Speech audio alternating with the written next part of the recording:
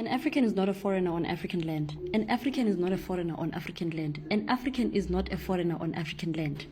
A non-African is a foreigner on African land. The sentence alone makes more sense. If you don't understand it, Dudula mentality. Dudula mentality, you are colonized, much and much mentality. An African is not a foreigner on African land. A non-African is a foreigner on African land. Someone who is non-African in Africa is non-African and therefore a foreigner on African land. But an African cannot be a foreigner on African land. It doesn't even matter on which corner of Africa you come from and you move to the opposite side. You are still an African. If someone moves from Limpopo and goes to the Northern Cape, do they change their nationality? They're still South African again. Same applies. It goes all the way, guys. If I move from Johannesburg and I go to Malawi, I am still in Africa. I am still in Africa. I'm in an African country. Just like if I move from Limpopo and I go to the Northern Cape, I'm in a South African province, which is in Africa. Guys, an African cannot be a foreigner on African land. Labantu ben bazonilahla. Batho bale balatelang bazonilahla. These people will lose you. Batlalelahla. An African is not a foreigner on African land.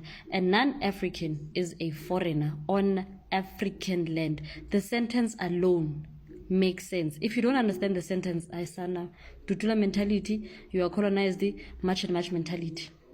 That's it. Because look at the moving from Limpopo to the Northern Cape. I am not Limpopian because I stay in Limpopo, and now when I go to the Northern Cape, I become a Northern Capean. I'm still a Bedi, or a Shona, or a Zonga, or a Venda. I'm still Venda by tribe, but African by identity. I get it. So if an African moves from Limpopo and goes to the Northern Cape, do they change nationality? It doesn't. Does the tribe they belong to change because they are on different land? It doesn't. It does not. I am Swati. If I move from Swaziland and I go to Kenya, I am not Kenyan, I'm still African. And I'm still Swati by tribe and African by nationality. An African cannot be a foreigner on African land. But an African cannot be a foreigner on African land. You cannot go around trying to convince Africans to treat other Africans like foreigners while you leave non-Africans who are foreigners to roam around African land however they want. It doesn't work. An African cannot be a foreigner on African land. A non-African is a foreigner on African land. And a non-African must be treated as such, as a non-African. One day we will talk about cultural appropriation, where is the Zulu culture, not all of it, but some people, especially Amazulu, you let white people dress up in your Zulu attire and speak your language and do your dances and all of that other stuff, and you clap hands for them. But when someone from Malawi or Kenya or Nigeria wears Zulu attire, you guys feel offended. Got a non-African mocks your culture and it's fine. But an African, what is it when you what's the word? Let me think. Shows pride. When an African shows pride in your culture as a Zulu person, you feel offended. But when a non-African who is a foreigner mocks your culture and your tribe and your culture and your beliefs and all of your traditions, you clap hands for them. An African is not a foreigner on African land. A non-African is a foreigner. A non-African is a foreigner. I don't care. Even if you say my great-grandparents have been staying in South Africa for the past 300, they are foreigners, and you are a foreigner just like them. As a non-African, you are a foreigner. Even if your great-grandparents have been living in Africa for 30,000 years, you are a foreigner. Uli kwere kwere as a non-African. The movement of the people is the movement of the economy. Right now, I want to explain to you guys what's going to happen to the South African economy, right, after my African brothers and sisters leave. And I don't want Operation Dudula, March and March, Action SA, MKP, and all these other people who are for this movement of chasing away my African brothers and sisters coming back to blame them as soon as the South African economy takes a hit. Don't blame them. This is something that you did upon yourself. Now, I'm going to make an example using something very basic. So I'm going to take the taxi industry and the cost of living for a regular South African who earns 2,000 to 10,000 rand a month, or someone oholang 350 or batwadi sasa. It's going to be very simple so that everyone understands what is going to happen. So let's start with the regular South African. Right now, Motembisa, we have the Woolworths trolley boys, right? They sell vegetables on the street, and then let's say you have 50 rand in your pocket, and you're a regular South African, or khola sasa, or khola granti, or you earn between 2,000 to 10,000 rand a month, right? You have 50 rand in your pocket, and then you want to buy tomatoes, onions, pumpkin, spinach, cabbage. The only thing you have to do is just leave the yard, stand outside by your gate, and then you get everything that you want. Ka 50 rand. You get 5 packages of vegetables. Ka 50 rand right now, currently, with these people. Now, let's now assume that they all leave. Okay? All of them, they decide to pack their stuff and then they leave because they feel threatened and they don't feel safe and they don't want to risk their lives and all of that other stuff. Okay, sharp, they leave. Now, let's use the taxi industry. Currently, Motembisa, taxi ki 13 rand. If you're going anywhere locally in Tembisa, you are only paying 13 rand. So if you leave from Winnie Mandela and you're going all the way to Oakmore, you are going to pay 13 rand. If you leave from Oakmore and you're going all the way to Muriting, you're paying 13 rand. If you go from all the way from Muriting and you are going to Empangeni or whatever these sections they are in Tembisa, you are paying 13 rand. 13 rand is what you are paying. So now, let's take into account the taxi driver's money. So let's say in a day, a taxi driver makes 10,000 rand. Every day, a taxi driver wakes up in the morning knowing that they are going to make 10,000 rand. That's all they have to do. They need 10 loads, and for each load is 1,000 rand. Ne? So now, let's say my African brothers and sisters leave. They leave. Akira taxi drivers are not picky with their money, first and foremost. You come from Malawi, you come from Congo, you come from Sudan, they are not picky. As long as you can pay the taxi fare, I honestly don't care what you do with your life. So, my African brothers and sisters leave. So I mean people from Somalia, Ethiopia, Sudan, Egypt, Congo, Tanzania, Mozambique, Malawi, Botswana, Lesotho, Namibia, Swaziland, Zimbabwe, and Mozambique. They all leave, all of them. So now the taxi driver is no longer going to wake up in the morning knowing that they're going to make 10,000 rand. Taxi driver now is going to make 6,000 rand. They're going to make 6,000 rand instead of the 10. Now, this is going to be a problem for regular South Africans because taxi driver is going to want to make back his 10,000 rand that he's used to making. That means that he's going to increase the fare, taxi. So, right now, taxi ki 13 rand locally. The taxi drivers are going to go into an association, have a meeting, and then say, after these people left, we are now not getting as much money as we were getting before. Now, I used to make 10,000 rand. Instead, I'm making 6,000 rand a day, which is not good because I'm used to making 10,000 rand. So, I want us to increase the price ya taxi ka 2 rand. We are going to increase the taxi fare ka 2 rand. Locally.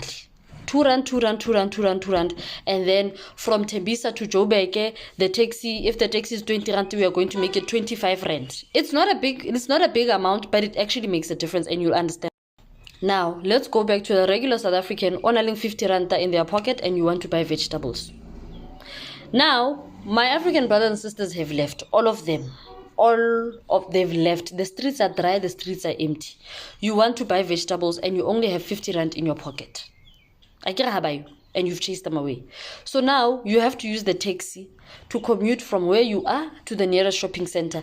And the taxi is no longer 13 rand. Now you have to pay 15 rand for taxi. So in the 50 rand that you used to have to buy carrots, onions, tomatoes, pumpkin, wara.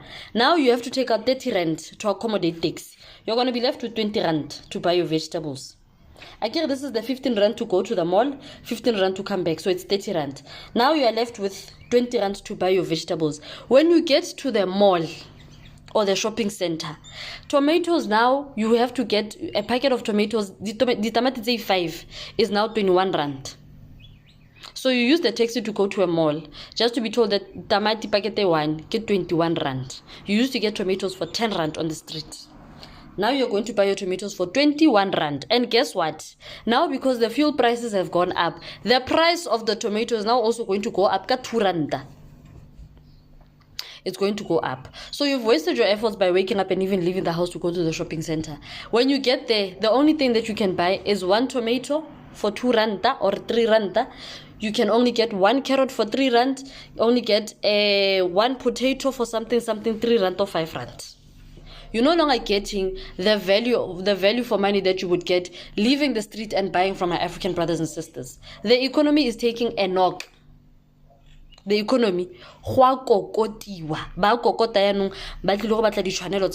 okay, because you have chased away the people who were putting money in our pockets, you now have to give me the money that they were giving me, which also again still goes back to the room business and what. If you are saying that South Africans should not accommodate Africans from wherever they come from, then as a South African, you are going to be the one who has to pay that room. If I had a room and a room like 500, and you found out that the person who was staying in my room is from Malawi and they work and all of that, and you chase them away, as a South African, you're going to have to pay for the fact that you chased away my customer. You are going to have to be the one to pay. So in essence, the more people move in the economy, the more there's movement in the economy, the more money there is for every other South African, and the more it's easy for a regular South African to actually make it through the day. But the moment you guys want to decrease the movement of the people in the economy, if you want to reduce the movement of the people in the economy, that means that you have to chip out more to get something that's very basic. Basic. You are going to have to pay more. The movement of the economy is the movement of the people is the movement of the economy. The more people move, the more the economy also moves with it. The economy accommodates the movement of the people. It accommodates it. Just like driving. If you are driving at a speed of 80 kilometers and you are on gear 1, you have to switch up your gears to gear 3 or gear 4 in order to accommodate the speed. You have to accommodate the speed of the car by shifting your gears. The movement of the people is the movement of the economy. If these people go, guys, remember taxi ya go tlhatlhoga. Food is going to get pricier. Now you're not going to get your loaf of bread for 19 rand that you're buying your loaf of bread for now. Now you're going to buy bread for 22 rand because the demand for bread has gone down. People who were buying bread, regular South Africans or regular Africans who came to the shop and bought 10 loaves of bread to go make their quotas, they are now no longer there. You must now pay for it. As a South African, you are going to be the one to pay for the loaves of bread that I have now lost. When these people leave, guys, the economy is, we are fucked.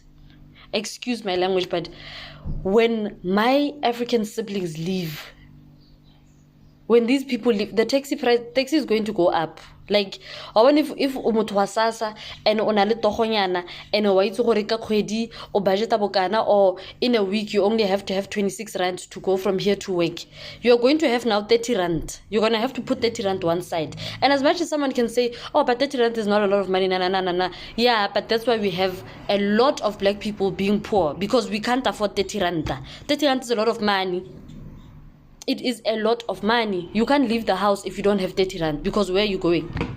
When before you had 30 rand and then you'd know who you'd leave the house to, go to wherever you're going to, come back and have 4 rand to buy stock seats for the kids. When these people leave, when these people leave,